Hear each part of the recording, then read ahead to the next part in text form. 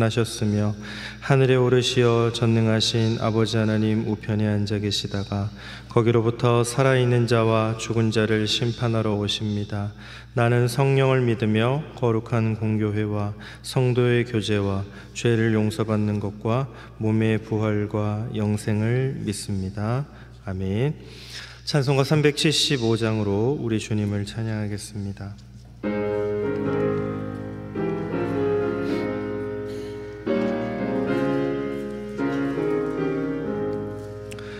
나는 갈 길 모르니 주여 인도하소서.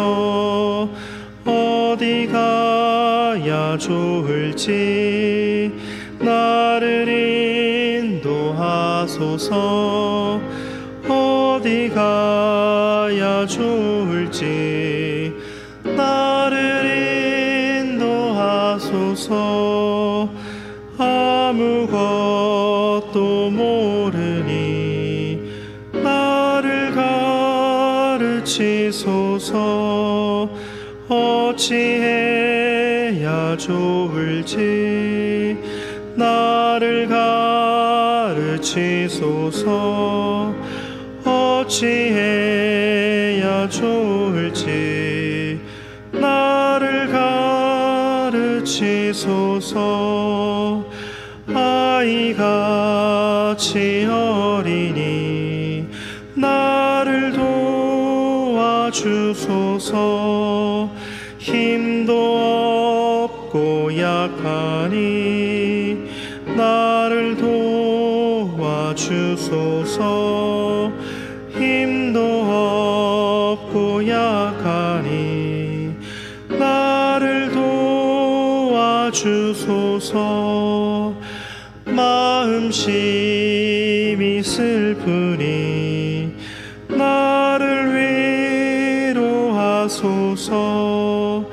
의지 없이 다니니 나를 위로하소서. 의지 없이 다니니 나를 위로하소서. 아멘.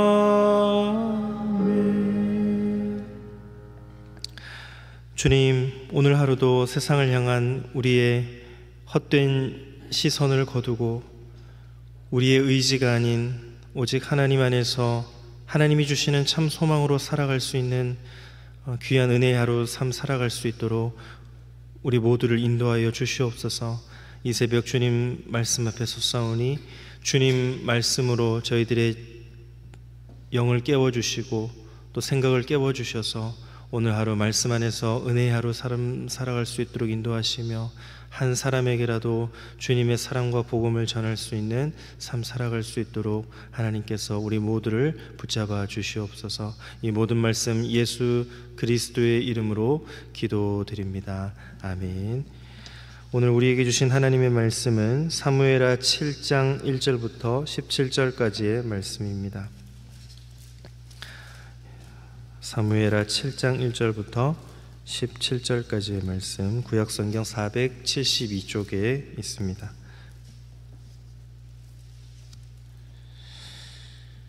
사무엘하 7장 1절부터 17절까지의 말씀을 한 절씩 교독하겠습니다. 여호와께서 주위의 모든 원수를 무찌르사 왕으로 궁에 평안히 살게 하신 때에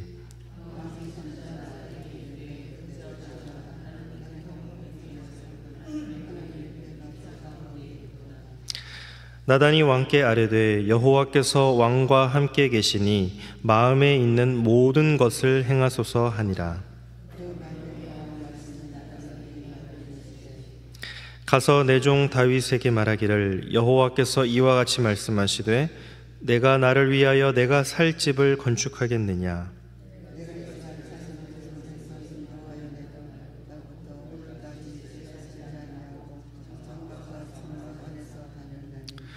이스라엘 자손과 더불어 다니는 모든 곳에서 내가 내 백성 이스라엘을 먹이라고 명령한 이스라엘 어느 지파들 가운데 하나에게 내가 말하기를 너희가 어찌하여 나를 위하여 백향목집을 건축하지 아니하였느냐고 말하였느냐.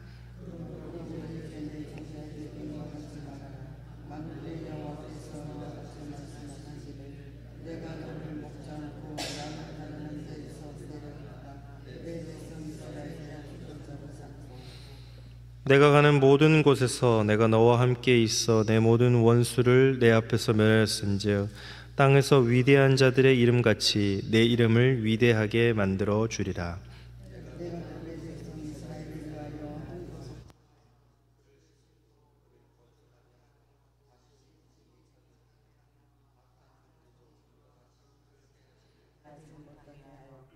전에 내가 사사에게 명령하여 내 백성 이스라엘을 다스리던 때와 같지 아니하게 하고 너를 모든 원수에게서 벗어나 편히 쉬게 하리라. 여호와가 또 내게 이르노니 여호와가 너를 위하여 집을 짓고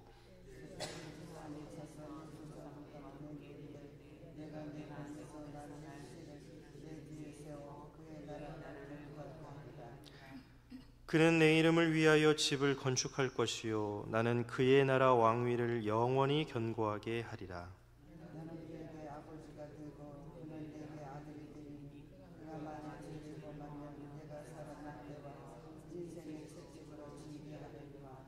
내가 내 앞에서 물러나게 한 사울에게서 내 은총을 빼앗은 것처럼 그에게서 빼앗지는 아니하리라.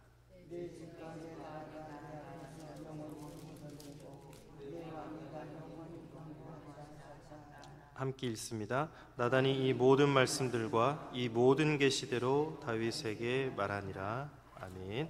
에바다 찬양대가 찬양으로 영광 올려드리겠습니다.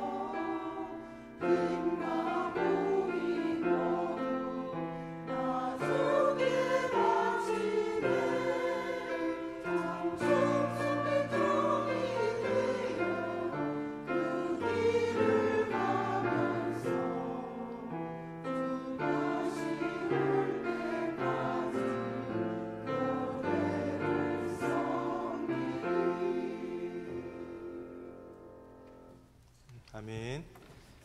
하나님께서 우리 에바다 찬양대 찬양을 통해 영광 받으신 줄로 믿습니다. 오늘 말씀은 사울과 이제 그의 세 명의 아들들이 길보아 전투에서 죽은 후에 내용을 다시 한번 좀 생각해 보면서 출발을 하고자 합니다. 저희들이 이제 말씀을 쭉 보면서 사울과 그의 세 명의 아들들이 길보아 전투에서 죽은 후에 전사한 후에 다윗이 유대에서 왕이 되었지만 초대왕 사울처럼 이스라엘 12지파의 왕은 아니었습니다. 사울의 아들들 중에 유일하게 살아남았던 막내 이스보셋은 사울의 군사령관 아브넬의 보호 아래 북쪽 지역 중심으로 이제 이스라엘 왕이 되었습니다. 서로의 왕을 섬기며 7년 6개월 동안 이제 북이스라엘과 또 남유다 간의 대치와 전쟁이 있었으나 다윗은 점점 더 강하여 가고 사울의 집은 점점 더 약해져 갔다라고 말씀을 보았습니다. 결국 사울 가문 중심의 북이스라엘은 군대 장관 아브넬의 이스보셋 배반, 또 남유다 군대 장관 요압에 의한 아브넬의 죽음, 그리고 군 지휘관인 바하나와 레갑에 의한 이스보셋의 죽음으로 완전히 막을 내리고 말았습니다. 사울이 죽은 후에 이러한 크고 작은 사건을 통해서 마침내 다윗은 헤브론에서의 통치 시대 7년 6개월을 마감하게 되었고, 이제 제한적인 유다 지역의 왕에서 온 이스라엘의 왕이 되므로 예루살렘에서의 통치 시대를 열게 되었습니다. 다윗이 헤브론에서 예루살렘의 시온 산성을 정복한 후에 그 산성은 다윗성이 되었습니다. 이후 다윗은 두로와 히람의 지원으로 목수와 석수를 동원하여 백향목과 돌을 건축 재료로 삼아 자신의 집을 건축하게 하였습니다. 그리고 온 이스라엘의 왕이 된 후 이를 듣고 도전을 해왔던 블레셋과의 전쟁에서도 하나님의 도우심으로 승리를 거두며 나라를 더욱 견고히 만들어 갔습니다. 평화의 시기가 찾아왔다고 판단한 다윗은 아비나답의 집에 머물고 있었던 하나님의 궤인 언약궤를 우여곡절 끝에 자신의 집인 다윗 성 안으로 모셨습니다. 여기까지의 내용이 우리가 그 길보아 전투에서 사울이 세 명의 아들들과 죽은 이후의 내용을 쭉 한번 복기해 보았습니다. 이제 다윗성 안으로, 자신의 집이 다윗성 안으로 언약궤를, 하나님의 궤인 언약궤를 모셔왔는데, 이때의 내용부터가 오늘 본문의 내용이 되겠습니다. 이때 다윗이 매우 기뻐했지만 이제 한편으로는 또한 불편한 마음이 들었습니다. 1절, 2절 말씀을 제가 읽겠습니다. 여호와께서 주위의 모든 원수를 무찌르사 왕으로 궁에 평안히 살게 하신 때에 왕이 선지자 나단에게 이르되 볼지어다 나는 백향목 궁에 설거늘 하나님의 궤는 휘장 가운데에 있도다.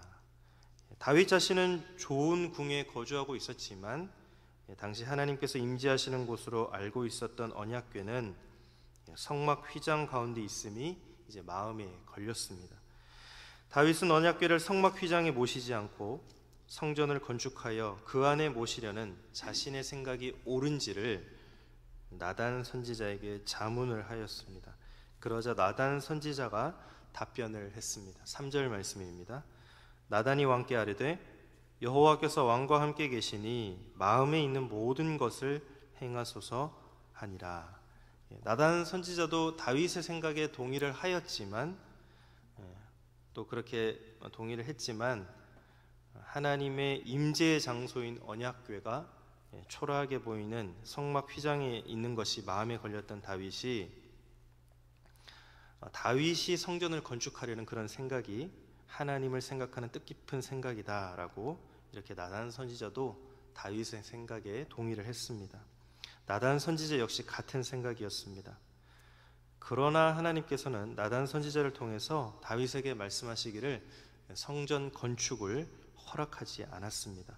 5절 말씀을 보겠습니다. 가서 내 종 다윗에게 말하기를 여호와께서 이와 같이 말씀하시되 네가 나를 위하여 내가 살 집을 건축하겠느냐.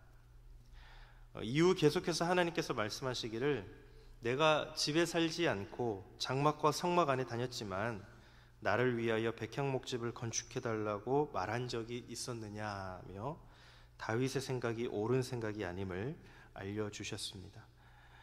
다윗의 성전 건축에 대한 생각이 나쁘지는 않지만 하나님을 기쁘시게 하는 생각이 아니었습니다. 나단 선지자조차 동의를 했던 점으로 보더라도 하나님을 위한 다윗의 생각은 칭찬받을 만한 일이었습니다. 하나님으로부터 복을 받았을 때 복을 주신 하나님을 잊지 않고 하나님께 감사하며 하나님을 위하여 어떤 사업을 계획한다면 그 사람은 칭찬을 받아야 마땅하다고 생각할 수 있으나 그것이 정말 하나님을 기쁘시게 하는 사업 계획인지를 하나님의 시선으로 볼 수 있어야 하겠습니다. 아무리 사리사욕을 위하지 않고 타인을 위하여 하나님을 위하는 일이라고 할지라도 자신에게 부적절한 일일 수가 있습니다. 하나님께서 그 준비하는 사람의 마음을 중심을 알아주시겠지만 그 계획을 막을 수도 있습니다. 그런데 하나님께서는 다윗의 생각이 완벽하지는 않았지만 하나님을 생각하는 마음을 아시고 복을 내려주셨습니다. 11절 말씀을 보면 전에 내가 사사에게 명령하여 내 백성 이스라엘을 다스리던 때와 같지 아니하게 하고 너를 모든 원수에게서 벗어나 편히 쉬게 하리라. 여호와가 또 내게 이르노니 여호와가 너를 위하여 집을 짓고, 모든 원수에게서 벗어나 편히 쉬게 할 것이다. 또 여호와가 너를 위하여 집을 지을 것이다. 12절에는 내 수완이 차서 죽을 것이다. 이렇게 말씀하셨습니다. 그러나 하나님께서는 다윗에게 하나님의 집을 건축할 자는 다윗의 후대 사람이 될 것이다 라고 이렇게 말씀을 하셨습니다. 13절을 볼까요? 그는 내 이름을 위하여 집을 건축할 것이요 나는 그의 나라 왕위를 영원히 견고하게 하리라. 하나님께서는 다윗에게 다윗의 왕조가 영원히 견고하게 해주실 것을 약속해 주시고 또 다윗의 후손에게 자신의 아들로 삼아 주시겠다라고 이렇게 약속을 해 주셨습니다. 14절입니다. 나는 그에게 아버지가 되고 그는 내게 아들이 되리니 그가 만일 죄를 범하면 내가 사람의 매와 인생의 채찍으로 징계하려니와. 하나님께서 인간을 자신의 아들로 또 자신을 인간의 아버지가 되시겠다라고 말씀하셨습니다. 여기서 그는 다윗의 후손을 가리키기도 하지만 하나님의 아들인 예수 그리스도를 의미합니다. 히브리서 1장 5절 말씀을 보면 나는 그에게 아버지가 되고 그는 내게 아들이 되리라 라는 말씀이 있는데 그 말씀에 인용구가 기록이 되어 있는데 그 인용구가 바로 오늘 본문 이 14절 말씀을 인용한 것입니다. 히브리서에서 강조하는 분은 예수님입니다.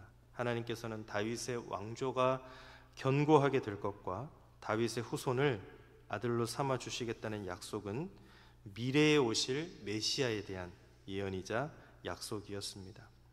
메시아 예수님에 대한 예언적 약속은 동시에 다윗과 또 다윗의 후손들에 대한 예언적 약속입니다. 즉 다윗의 왕조는 영원히 견고하리라 라는 말씀입니다.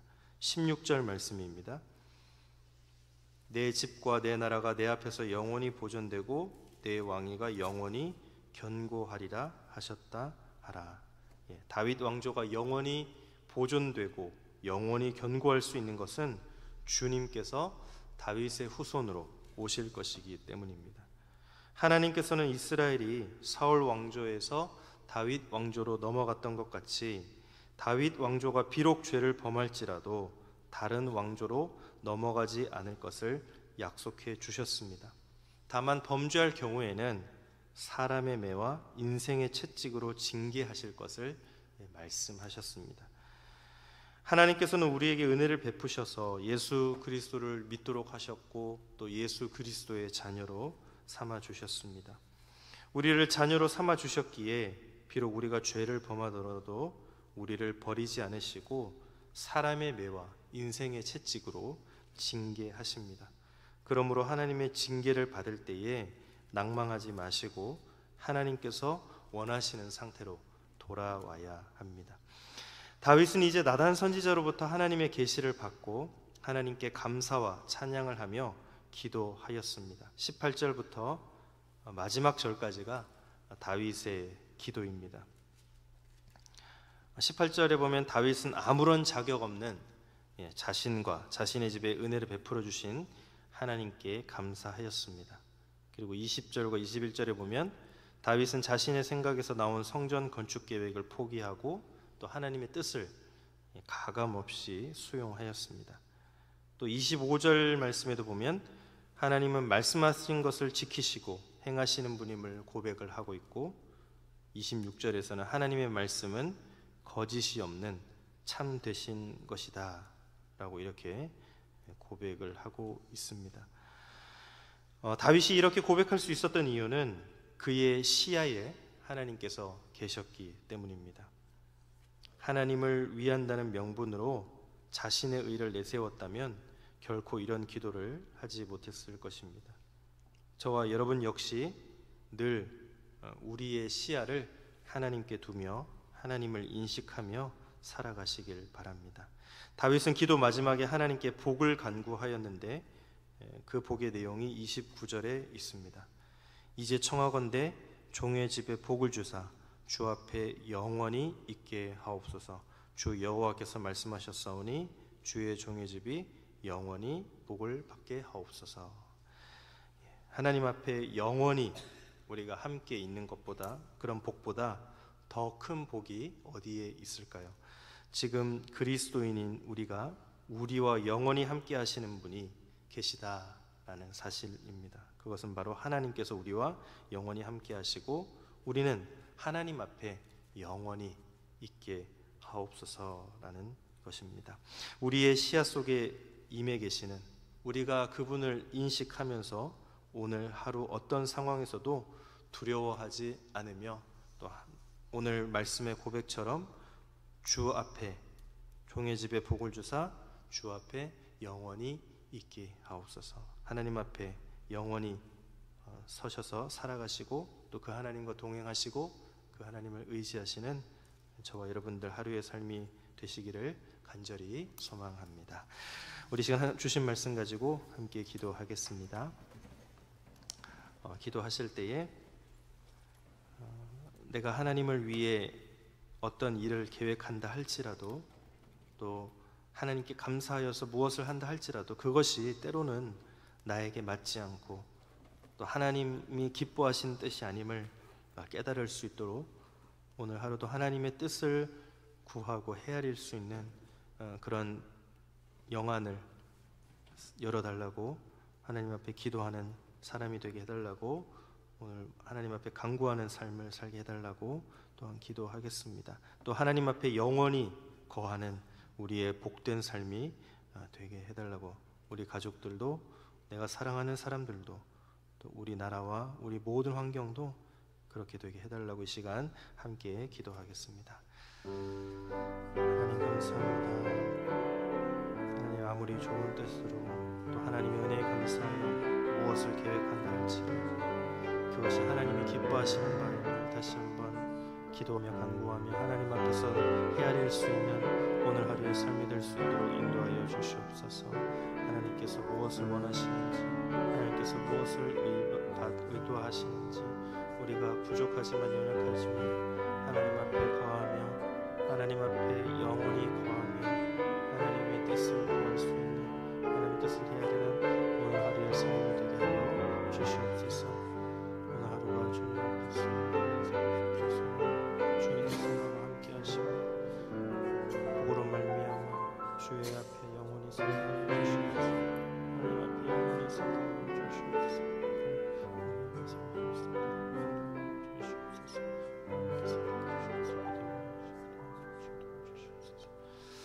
하나님 아버지, 사람이 마음으로 자기의 길을 계획할지라도 그의 걸음을 인도하시는 분이 우리 하나님이심을 감사드립니다. 저희들이 걸음을 인도하심이 꼭 저희들이 계획하는 바대로 이루어지는 것이 아님을 깨우쳐 주셔서 감사드립니다. 내가 하나님을 위하여 해야 할 일과 다른 사람이 하나님을 위하여 해야 할 일이 때론 구분되어 있음을 잊지 않게 하시고 하나님께 간구하며 하나님의 뜻을 헤아릴 수 있는 하루가 되게 하여 주시옵소서. 비록 구분을 잘하지 못할지라도 저희들의 마음의 중심을 아시고 은혜를 베풀어 주시옵고 저희들의 시야에 함께 하시는 하나님, 그 하나님을 인식하며 오늘 하루도 살아가게 인도하여 주시옵소서. 이 모든 말씀 예수님의 이름으로 기도드립니다. 아멘.